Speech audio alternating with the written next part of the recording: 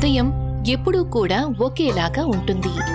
కోళ్ల అరుపులు, దూరంగా పొలాలలో అలజడి, ఇక మట్టి రోడ్ల మీద ఎగిరే మట్టి. ఊరి గేటు బయట బస్ స్టాప్ అనే పేరుతో ఒక విరిగిపోయిన పోల్.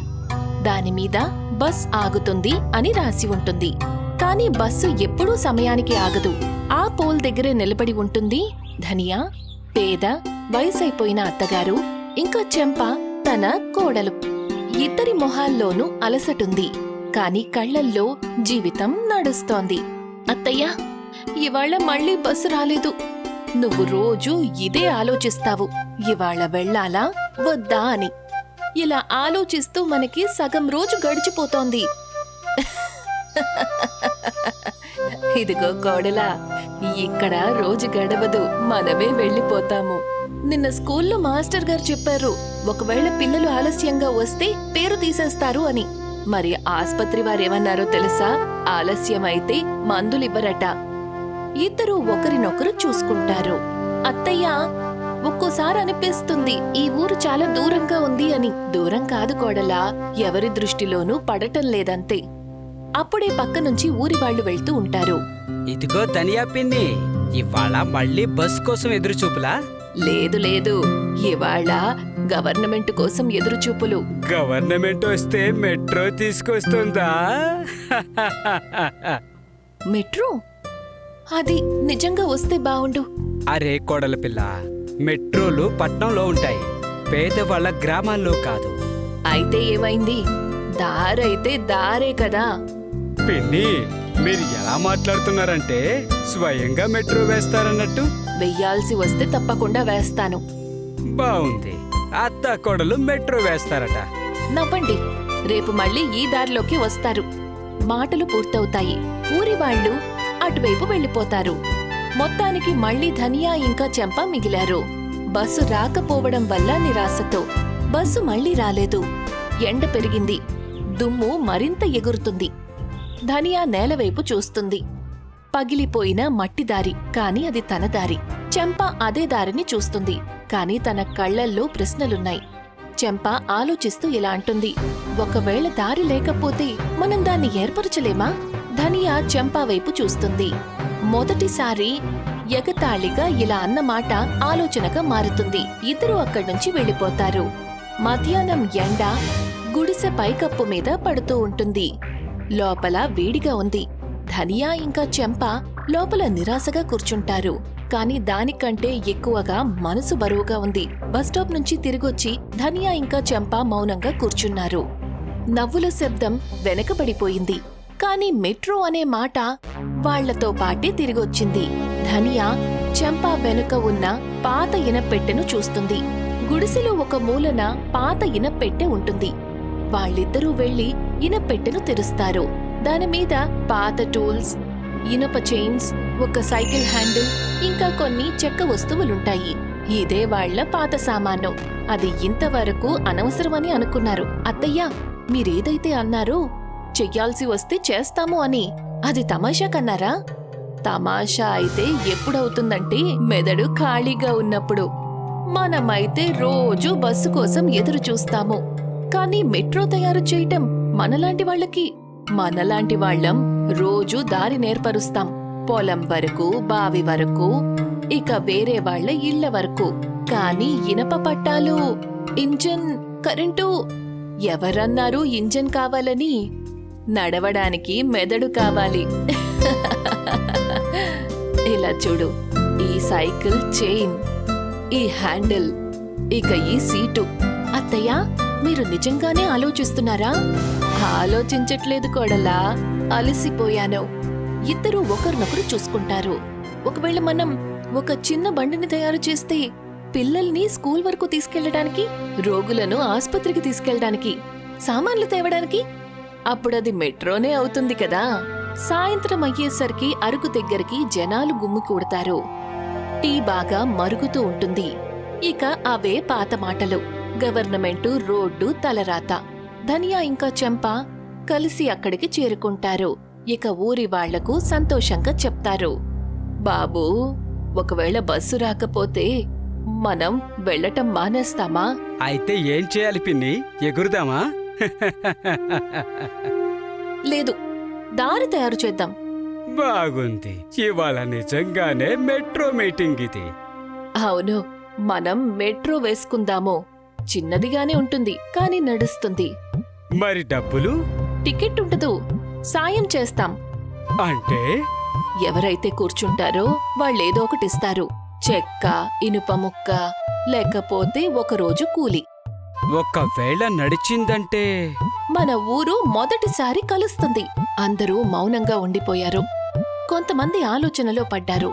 ఇక ఎప్పుడైతే పేదవాళ్లు ఆలోచించటం మొదలు పెడతారో అప్పుడు ధనవంతులకు నిద్ర పట్టదు. మరుసటి రోజు ఊర్లో ఒక మార్పు కనిపిస్తుంది.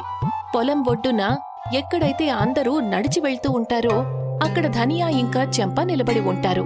పక్కనే పాత సామాన్ల పోగు, పాత పరుపులు, ఇనుప రాడ్లు, సైకిల్ చైన్, ఒక తుప్పు పట్టిన వీలు. అదసలు మెట్రో సైట్ లాగా అనిపించట్లేదు. కాని ప్రతి పెద్ద విషయమూ చిన్న చోటి నుంచి మొదలవుతుంది. చెంప సైకిల్ వీలుకి సుత్తితో గట్టిగా కొడుతుంది. అత్తయ్యా, ఒకవేళిది తిన్నగా అవ్వకపోతే బండి పడిపోతుంది. అయితే తిన్నగా చేద్దాము. మొదటిసారి ఏ దారి తిన్నగా ఉండదు కదా. అప్పుడే అక్కడికి ఊర్లో ఒక వేరే వ్యక్తి వస్తాడు. ఇదిగో పిన్ని, ఇవాళ నిజంగానే పని మొదలు పెట్టారా? ఆ, ఇవాళ తమాషాలు లేవు, పని మొదలు. మరి ఇదేంటి, మెట్రో పట్టాలా? పట్టాలు కాదు, ఇది దారి. జాగ్రత్త, గవర్నమెంట్ ట్యాక్స్ వేస్తుందేమో.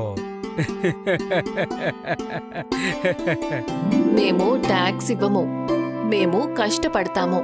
అత్తయ్య, మొదటి మేకు మీరు వెయ్యండి. అప్పుడు ఈ దారి ఆడదాని చేతి మీద మొదలవుతుంది. ధనియా మేకు కొడుతుంది.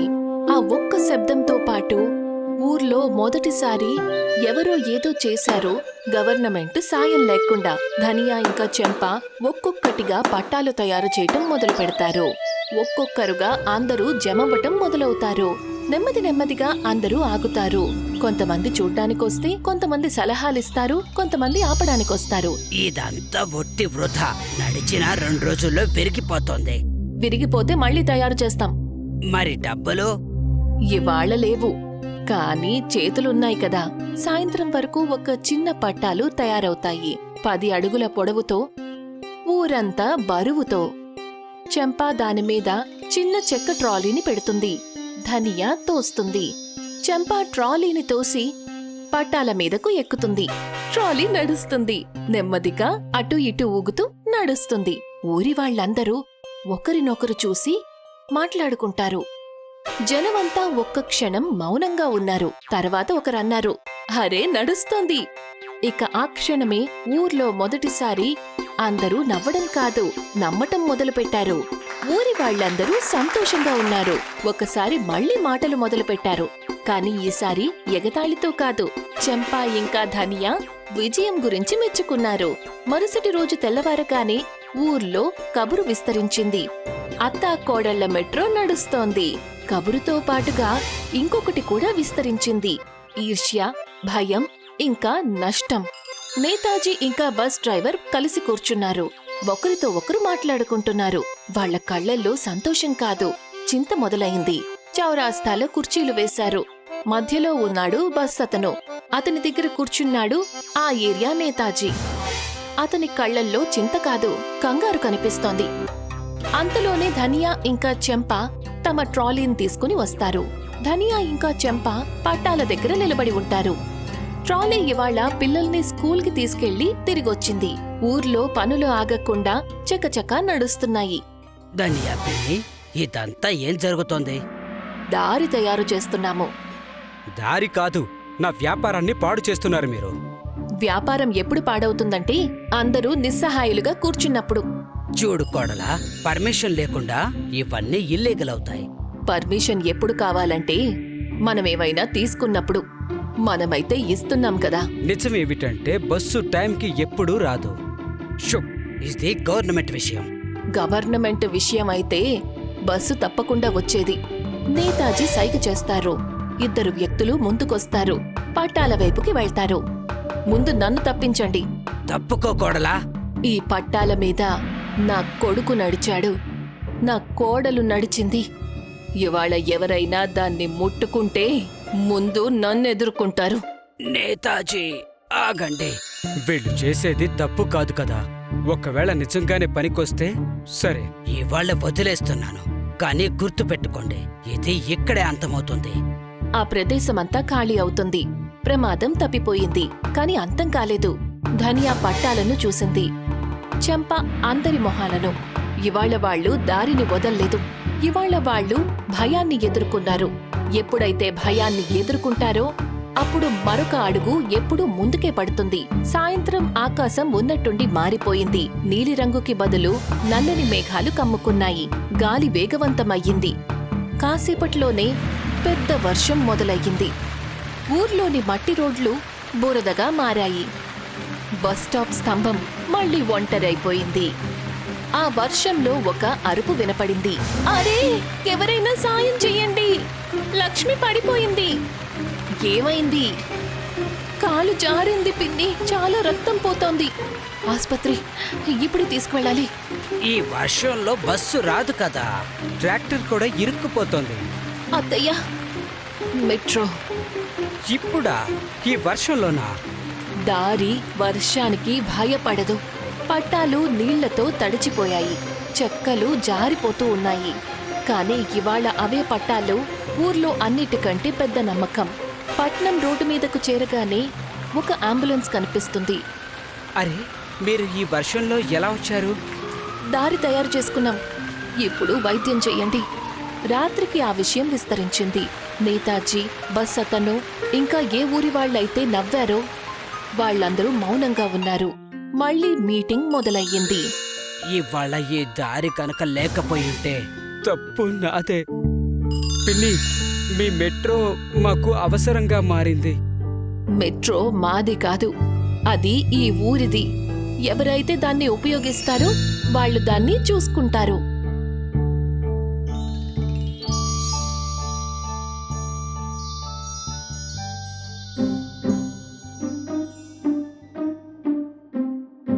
పట్టాల ఒడ్డున ఇప్పుడొక చిన్న ప్లాట్ఫామ్ తయారయ్యింది. వెదురు స్తంభాలు, రేకుల షెడ్డు. ఇక ఎదురుగా ఒక చెక్క బోర్డు ఖాళీగా పేరు కోసం ఎదురు చూస్తూ ఉంటుంది. ధనియా ఇంకా చెంప కొంచెం వెనక నిలబడి ఉంటారు. వాళ్ల మొహాలలో గర్వమూ లేదు, భయమూ లేదు. అలసటతో పాటు ఒక విచిత్రమైన ప్రశాంతత. పిన్ని, ఇవాళ నిర్ణయం చేద్దాం. ఏం నిర్ణయిస్తారు? ఈ స్టేషన్ పేరు. ధనియా గారు, పొరపాటైపోయింది. పొరపాటు ఎప్పుడవుతుందంటే దారి ఏర్పడనప్పుడు. నా కోరిక ఒక్కటే, ఈ స్టేషన్ పేరు వికాస్ మెట్రో అని పెట్టాలని. ఊరి వాళ్ళందరూ సన్నగా మాట్లాడుకుంటారు. లేదు, ఆ పేరు కరెక్ట్ కాదు. ఎవరు తయారు చేశారో వాళ్ళ పేరుండాలి. అత్తాకోడళ్ల మెట్రో స్టేషన్. పేరు గొప్పదవ్వక్కర్లేదు, ఉద్దేశం గొప్పదైతే చాలు. అమ్మమ్మా, దీంతో మేము స్కూల్కి త్వరగా చేరుకుంటున్నాం. ఈ పేరే పెట్టండి. అయితే ఏం పేరు పెడదాం? కష్టనగరం మెట్రో స్టేషన్. బోర్డుకి తెల్ల పెయింట్ వేస్తారు. ఒకరు నల్లని రంగుతో రాస్తారు, కష్టనగర్ మెట్రో స్టేషన్. ఊర్లోని ఒక మాస్టర్ గారు నల్లని పెయింట్తో రాస్తారు. ఆ పేరు కాగితం మీద కాదు, చెమటోరిస్తే వచ్చింది. అందరూ మెట్రో ఎక్కి ప్రయాణం చేస్తూ ఉన్నారు. ఆ రోజు ఎవరికీ టికెట్ లేదు. ఎటువంటి వాదన జరగలేదు. కేవలం ట్రాలీ నడిచింది, పిల్లలు కూర్చున్నారు. ఆ ఊరు అభివృద్ధి చెందింది. మధ్యాహ్నం ఎండ ఎక్కువగా ఉంది, కాని దానికంటే ఎక్కువగా భయం నిశ్శబ్దాన్ని అలముకుంది. స్టేషన్లో ట్రాలీ ఆగి ఉంది. ఇవాళ గంట మోగలేదు. జనం గుమ్మి కూడి ఉన్నారు. కాని ఎవ్వరూ లైన్లో నిలబడలేదు. గవర్నమెంట్ నోటీసు అక్కడే అతికించి ఉంది. వెంటనే సంచాలనను ఆపేయాలి. ధనియా ఇంకా చెంప నోటీస్ దగ్గర నిలబడి ఉన్నారు. కాగితం లైటుగా ఉంది, కాని దాని బరువు ఎక్కువగా ఉంది. అంతలో అక్కడికి గవర్నమెంట్ ఆఫీసర్ వస్తాడు. ఊరి వాళ్లతో ఇలా అంటాడు. నేతాజీ ఇంకా బస్ డ్రైవర్ కూడా వెనక నుంచి వస్తారు. ఇవాళ సాయంత్రానికి అన్నింటినీ తీసేయాలి. ఒకవేళ తీయకపోతే బలవంతంగా తీస్తాం. ఈ దారిని బలవంతంగా తీయలేదు. మీరు అర్థం చేసుకోవాలి, పైనుంచి ఒత్తిడి ఉంది. మరి కింద నుంచి స్కూలుకి వెళ్లే పిల్లల సంగతి, అనారోగ్యంతో బాధపడేవాళ్లు? మేము భావోద్వేగాలతో చట్టాన్ని నడపలేము. పిన్ని, ఇప్పుడేం చేద్దాం? ఏదైతే సరైనదో అదే జరుగుతుంది. ఇది మూతపడిందంటే నా బస్సుని పిల్లల కోసం ఫ్రీగా నడుపుతాను. నువ్వా? అవును, నేను నా తప్పుని తెలుసుకున్నాను. ఒక్క రాత్రి సమయం ఇవ్వండి. ఎందుకు? ఈ ఊరు దానికదే నిర్ణయించుకుంటుంది. సాయంత్రం కాగానే ఊరంతా ఒకచోటికి చేరుతుంది. ఇవాళ మొదటిసారి అందరూ మౌనంగా లేరు. నోటీసు గాలిలో ఎగురుతూ ఉంటుంది. అందరిలోనూ ఒక ప్రశ్న ఉంది. దారి కాగితంతో నడుస్తుందా లేక మనుషులతోనా? ధనియా ట్రాలీ గంటను పట్టుకుంది. చెంప అందరి కళ్లల్లోకి చూస్తుంది. రేపటి రోజు స్టేషన్కే కాదు, ఊరి మర్యాదను నిర్ణయించబోతోంది. తెల్లవారు సూర్యుడు నెమ్మదిగా ఉదయించాడు. తనకి కూడా తెలిసినట్టు ఇవాళ ఒక్కరు కాదు, మొత్తం ఊరంతా నిర్ణయించబోతోందని. స్టేషన్ దగ్గర అందరూ మౌనంగా నిలబడి ఉంటారు. ధనియా ఇంకా చెంప పట్టాల దగ్గర నిలబడి ఉంటారు. ఇవాళ వాళ్ల చేతుల్లో టూల్స్ లేవు. ఇవాళ వాళ్ల చేతుల్లో నమ్మకముంది. అంతలో అక్కడికి గవర్నమెంట్ బండి వస్తుంది. ఇక ఆఫీసర్ బండిలో నుంచి బయటికి వచ్చి అందరి వైపుకి వస్తాడు. నేతాజీ ఇంకా బస్ డ్రైవర్ అక్కడే ఉంటారు. అయితే ఊరి వాళ్ళు ఏం నిర్ణయించారు? ఊరి వాళ్ళు మాట్లాడ్డానికి సిద్ధంగా ఉన్నారు. ఒకవేళ ఈ దారిని మూసేస్తే మేం మళ్ళీ వెనకబడిపోతాం. నా పిల్లలు మొదటిసారి సమయానికి స్కూలుకు వెళ్తున్నారు. పని దొరికింది, దారి దొరికింది కాబట్టి. చట్టం చెప్తుంది ఈ సిస్టమ్ నియమంలో రాదు అని. అయితే నియమాన్ని మార్చుకోండి. ఒకవేళ మనం దీన్ని గ్రామ పరివాహన్ ప్రయోగంగా అనుకుంటే? Pilot project. మరి గంటను మోగిద్దామా? ఇవాళ మీరు మోగించండి. ధనియా ట్రాలీ గంటను తీస్తుంది. చేతులు వణికాయి, కానీ శబ్దం స్పష్టంగా వచ్చింది. ఆ శబ్దం ఇనుముతో వచ్చింది కాదు. ఆ శబ్దం ఎన్నో ఏళ్ల మౌనాన్ని చీరింది. ఇవాల్టి నుంచి ఈ మెట్రో ఒక్కరిది కాదు, మనందరిది.